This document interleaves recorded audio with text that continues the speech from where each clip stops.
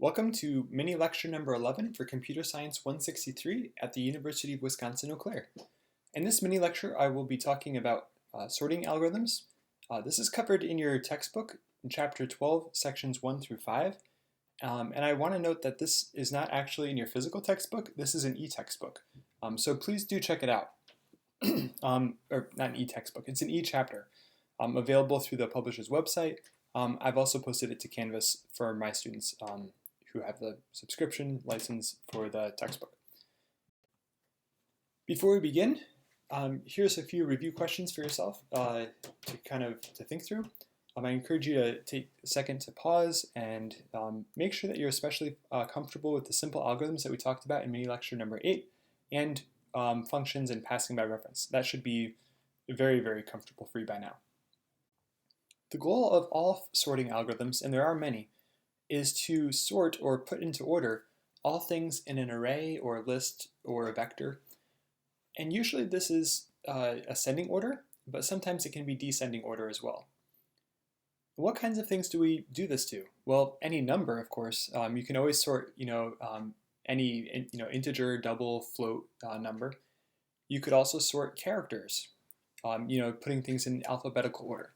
And also characters are under the hood integers, so really it's just using, it's sorting them by their numeric value rather than their actual alphabetical value. But fortunately those things aren't mutually exclusive. You can also sort things like strings in alphabetical order. So that can be done as well. Basically anything, any kind of object or data type that has a less than or greater than operator or a compare function, you can do that too. Now, why would you want to do this? Well, the first reason is because you could display things in a certain order. So for instance, if you had a whole bunch of books as strings and you wanted to put them into alphabetical order, or you had a whole bunch of data in a column and you wanted to put it into order so that you could maybe display a table of data better. Those are common reasons. But in computer science, a really big reason for wanting to sort is to prepare an array for another algorithm that requires sorting. You'll remember from the last lecture that for the binary search algorithm, it required all of the stuff in that list or array or vector to be in order. And so how would you do that? Well, you could first put the stuff in there in order, or you could just take a random vector and then sort it. So that's a really a classic example of why you need that. And that's used for a lot of different algorithms too. So here's an example. On the left is an array called A. It's got 5 elements, indices 0 through 4. And their original order is A0 is 32, A1 is 115, A2 is 56, A3 is -16, A4 is 43.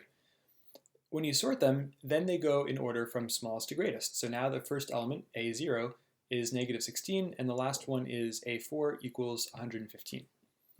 So that's what a sorted array would look like by the end. For time's sake, the only sorting algorithm that we'll really look at is the selection sort algorithm. Now the goal in the selection sort algorithm, as with any sorting algorithm, is to rearrange the elements in ascending order. Though you could do it in reverse order too. You could have a variant of it. And the idea is we're going to split the entire array into 2 parts. One part is a sorted part, and that's going to be the first half, the lower half of the array, near the beginning of the array. And then the rest of the array is going to be unsorted. So we're going to start by trying to sort the beginning of the array, and then eventually that's going to get to, by the end, we're going to be able to have the entire array sorted. And we'll see how that works in just a second. The basic conceptual idea is that we're going to find the lowest element in the unsorted part of the array, the second half of the array, or not half, but the second part of the array. And we're going to find the lowest element there, and we're going to move it to the beginning of that region.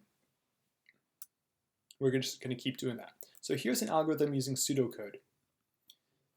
We're going to perform n-1 passes. What is n? Quiz yourself now if you want. N would be the array size, or the vector size, or the list size. Now on each of these passes, now again, if we know how many iterations, we would use a for loop, but for now we'll just do pseudocode. On each pass, or for each pass, we want to look at the smallest element in the unsorted part of the array. So we're going to have to keep track of what the sorted part of the array is and what the unsorted part is. what is the index that marks the divide between them? Then, for each pass, we're going to find the smallest part of the unsorted part of the array. That means that we're going to have some function or something like that to find the smallest value of an array. If not a function, then maybe another loop. Once we found that smallest value, again, that would be a searching algorithm, and in this case, we'll use the linear search algorithm. Then we want to exchange the first element in the unsorted part of the array with the smallest element in the unsorted portion of the array. So let's see what that looks like. Here's some code for the selection sort algorithm. We start by sending this algorithm an array. We'll pass it by reference because all arrays are passed by reference in C++, and we're giving it n, the size of the array. We're going to have a variable I, the counting variable for each pass, each of those n-1 passes, and then j, a counting variable for helping us to find the minimum. So we're not going to call an external function to calculate the minimum value in the unsorted part of the array. We're just going to use another loop inside of the for loop. And then min idx will be the index of that minimum value once we find it for each pass. So for each pass, we're going to iterate from I equals 0 to I equals n-1. First thing we want to do is we want to find the minimum element in an unsorted array, in the unsorted part of the array. Now in the first pass, the entire array is unsorted. So what we're doing is we're looking through the entire array and finding the first or the lowest value, and we're bringing it to the front of the array, and we're going to swap whatever was in the front of the array with the other, the lowest value. So that's the plan. And then we're going to do it, and then instead of looking through the entire array, we're going to look through the second element to the end of the array, and then do the same thing. Then we're going to look at the third element to the end of the array and do the same thing. Okay, so find the minimum element in the unsorted array. That's the next little block of code. Min idx equals I. So we're going to start by assuming that it's the ith element, which for the very first time through is going to be the 0th element. And we're going to say j equals I plus 1. So we're not going to look at that one. We're going to look at the next one. 2j is less than n. So we're basically looking, for the first time through, we're going to say, let's assume that the lowest is the very first value, unless we can get, unless something else is smaller than it. We're going to look through all the other ones, indices 1 through n-1. And if any of those indices are smaller than our very first one, then we're going to keep track of what index that one is at, where that one is in the array. So that's what min idx is. And then the last part there, swap the found minimum element with the first element. So we've done that, and hopefully we will have found the smallest element in that entire array. So then we're going to swap the array element at min idx, so whatever the minimum value of that array was anywhere, with the very first element, so array I, which would be 0 in this case, the first time through. So now the lowest element in the entire array is in place I equals 0, and we've swapped whatever was in I equals 0 out to wherever that lowest value was. Then for the next time we go through, I is equal to 1, and now instead of looking through the entire array for the lowest value, which would now be the very first value, I equals 0, now we're going to be doing that for indices 1 through n. So we're going to look at, for the rest of the array, what's the lowest value, bring that to the front. Then what's the, out of whatever's left, what's the lowest value, bring it to the front, and so on. That is the selection sort. It's the simplest, most straightforward of all the sorting algorithms that I know of. Now, if you really want to understand what's going on, that last little bit that I said was probably the best explanation, like the last 15 seconds or so. But there's a really good visualization. And this has not just a visualization of the selection sort algorithm, but it has a number of other algorithms, including quicksort, bubble sort, and several others. I definitely encourage you to check it out, because not only does it give you like an actual visual of what's going on, but it also lets you compare different algorithms and see, well, wait, why is one so much faster than the other? What is it doing that's so clever? And it also has pseudocode, so you can actually watch and see what steps or what decisions the computer is having to make at each point. So it's a fantastic tool to visualize what's going on. And I encourage you to try another algorithm too. So that's really the end of this mini lecture. But I do have some quiz style questions, because you had asked for not just regular review questions, but can you have them be like a quiz? So here are some here.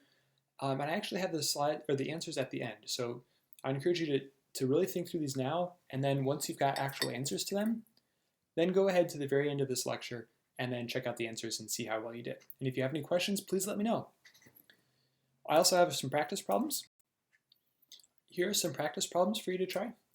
The first is to implement a sorting function for an array or a vector. I prefer using vectors in C++ to arrays because they're so much easier, but either one is fine. The first approach is to just think about it and to write it down.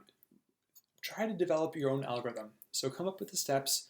You don't have to even write any code for this, but try writing pseudocode. So say, here are the steps. Basically, how would you approach this problem? How would you problem solve this? And how could you do it in a clever way?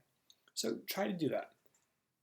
2, try actually writing something up that you see online. So try reading about some sorting algorithm, maybe the quicksort algorithm, which is one of the faster ones. Read about that, and then try actually writing some code to implement that algorithm yourself. This would probably be the best way if you want coding experience and to learn about how a sorting algorithm works. It's a fantastic exercise. Definitely encourage that one. The other way is if you don't have a whole lot of time and you just want to try doing something really like quick and dirty, if you will, you could try to figure out how to use the sort algorithm. So there is a pre-made sort algorithm that C++ provides in the algorithm library, so the header file called algorithm. And so if you put all of your data into a vector, then you can use the sort algorithm, the sort function, on that vector, and it will sort the vector. And so yeah, if you can figure out how to use that, it's good because a lot of times you don't want to have to figure out exactly what's going on under the hood when you call a function. You just want to call a function and get it to work. So this is one way to do that. Then after you've written some code, test it. So the quickest approach is probably to initialize a vector or array by hand. So array equals and then say what all the values are. But for review, I encourage you to have a user enter in a set of data into a vector. And so that you could say how many elements do you want to put in the vector. They're like 8. And then you loop and say, for I equals 1 or 0 to 8. And basically you loop over that and have them enter in those 8 values. And this is something that happens often enough by now that it's probably a good thing to write a function to do this. Unfortunately, I do not have the time usually to write all of the example code for all of these practice problems. That would take a lot of my time too to develop. But I do have it for this one. So here, this is a function to read a vector in from a user. So you're passing in nothing, and then you're going to have the user enter in a bunch of values. So you ask the user how many values are you going to put in.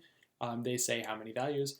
And then you say, for each one of those values, enter the value. And then the user enters the value, and then that gets added to the vector. And then at the end, you return the vector, or this function returns the vector, and then that's that.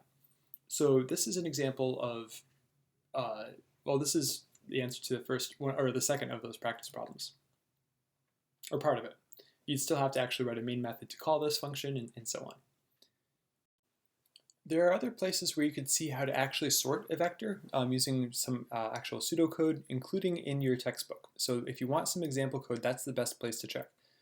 But if you want a quick, fast, and dirty version for sorting a vector, using the this was the option 3 of the practice problem, the first practice problem. This uses the algorithms library, so you #include algorithm, and this is just a main method, and it calls that read vector from user function that I have on the previous slide. So that initializes a vector of doubles. Then down below it says sort vector.begin, vector.end. This is going to sort that vector from .beginning, or the beginning of the vector, to the end. You could sort maybe just a part of it or something. This is going to sort all of it. Now this vector.begin, vector.end, that's kind of weird. This is something that is, it uses iterators. So vec.begin is an iterator. You can think of it almost like a pointer to the beginning of that vector. And vec.end is sort of like the final index, or the pointer to the end of the vector. And so sort, it's an algorithm that uses a fancy C++ feature called iterators. And that's something that you can use whether you're doing a vector or a list or other kinds of fancy data objects and stuff. We won't focus on the details of that, But if you wanted to use a sort algorithm, that's how you could do it. And then if you want to output the values of the vector just to show that they were sorted, you could do that there too, return 0, and you're done. Here are the answer to the quiz style review questions from the previous slide. I hope that you guys have had a great time. If you have any listening, as much as you can listening to a lecture, and if you have any questions, please let me know. Take care.